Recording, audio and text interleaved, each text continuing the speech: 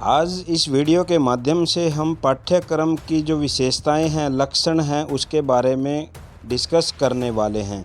प्रैक्टिस्टिक्स, features, aspect of the concept of curriculum. पाठ्यक्रम संबंधी विभिन्न विचार एवं दृष्टिकोण पर आधारित निम्नलिखित विशेषताएं, लक्षण उसके वास्तविक अर्थ तथा संकल्प को समझने में सहायता करते हैं। यानी अगर हम कंसेप्ट ऑफ करिकुलम को समझना चाहते हैं तो ये विशेषताएं, ये लक्षण उस कंसेप्ट को समझने में हमारी मदद करते हैं। पहला पॉइंट आ जाता है पूर्व नियोजित, प्री प्लान्ड। पाठ्यक्रम सदैव पूर्व नियोजित होता है। ये उन क्रियाओं का भाग नहीं है जिसे तत्काल या बिना तैयारी के निर्धारित किया जाता है। यानी जो पाठ्यक्रम होता है पहले से ही प्लान किया जाता है। ये नहीं होता कि भाई क्लासरूम में जाके या किसी स्कूल में जाके और उसको तत्काल या बिना तैयारी के लागू कर दिया जाए, तो प्री प्लान्ड होता है करिकुलम।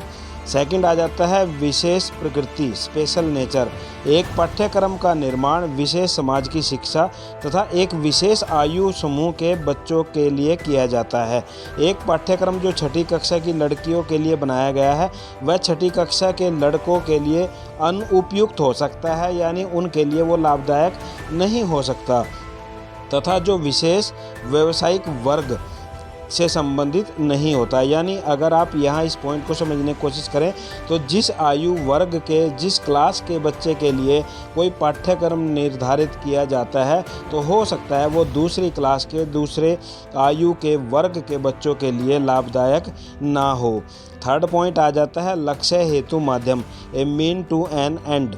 शिक्षा के कई अंतिम उद्देश्य और लक्ष्य होते हैं और वर्णित जो पाठ्यक्रम होता है इन उद्देश्यों को या इन लक्ष्यों को प्राप्त करने का एक प्रमुख माध्यम माना गया है। यानी जब भी आप कोई शिक्षा का कोई उद्देश्य, लक्ष्य निर्धारित करते हैं तो उस उद्देश्य, उस लक्ष्य तक पहुंचने के लिए जो पाठ्यक्रम होता है वो कहीं ना कहीं आपकी मदद करने वाला होता है। उसके बाद नेक्स्ट आ जाता है फोर्थ पॉइंट, अनुदेशों का नियोजन, प्लानिंग ऑफ इंस्ट्रक्शंस। एक पाठ्यक्रम शिक्षकों को अनुदेशों के नियोजन की सुविधा प्रदान करता है।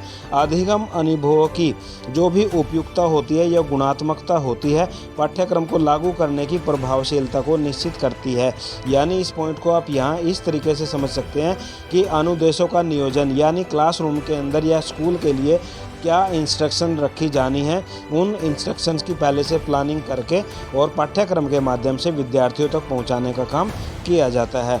उसके बाद फिफ्थ पॉइंट आ जाता है अनुभवों की एक श्रृंखला, ए सीरीज ऑफ एक्सपीरियंसेस। पाठ्यक्रम का अर्थ केवल विषयों का एकत्रीकरण या प्रकरणों को समायोजित करना नहीं है।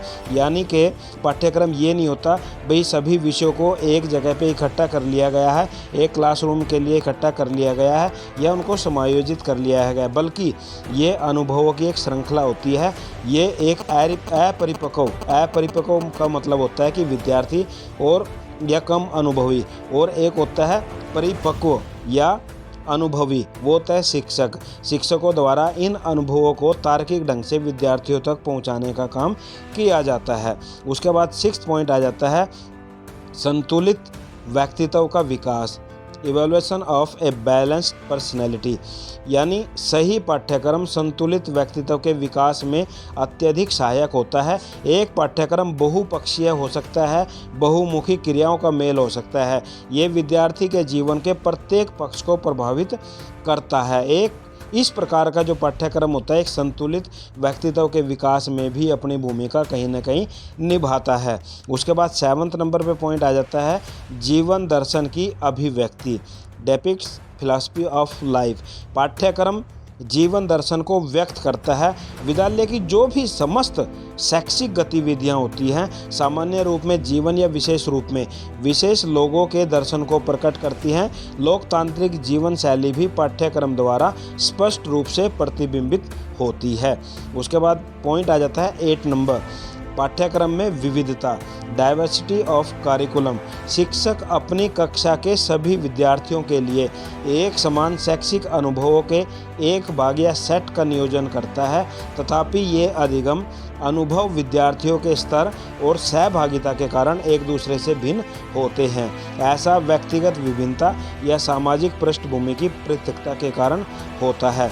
देखिए, क्लासरूम के अंदर जब भी कोई टीचर, कोई अध्यापक अपने अनुभव को विद्यार्थियों के समक्ष प्रस्तुत करता है, तो वहाँ पर क्या होता है कि वो सभी विद्यार्थियों को एक समान समझकर उनके लिए वो काम करता है। लेकिन विद्यार्थियों के अंदर जो व्यक्तिगत विभिन्नता होती है, इंडिविजुअल डिफरेंसेस होती हैं, उसके कारण कुछ विद्यार्थी उस बात को जल्दी समझ लेते हैं, कुछ को समझने में थोड़ा टाइम लगता है।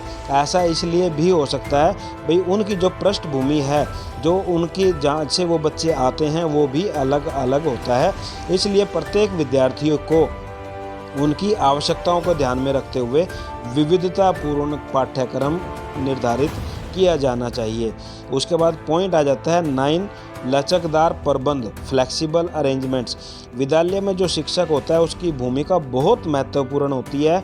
संभावित जो पाठ्यक्रम होता है या व्यवहारिक जो भी पाठ्यक्रम के मध्य अंतर होने के कारण व्यक्तिगत विभिन्नता को ध्यान में रखते हुए शिक्षक को चाहिए कि वह पाठ्यक्रम को लचकदार बनाए। लचकदार का मतलब होता है कि उसके अंदर अगर कुछ चेंजेस करना चाहे तो वो चेंजेस कर सकता है। उसके बाद पॉइंट आ जाता है 10, शैक्षिक रुझानों का प्रतिबिंब, रिफ्लेक्ट्स एजुकेशनल ट्रेंड्स। विद्यालयी पाठ्यक्रम द्वारा उस विद्यालय में चल रही शिक्षा व्यवस्था के समस्त पक्ष सामने आ जाते हैं।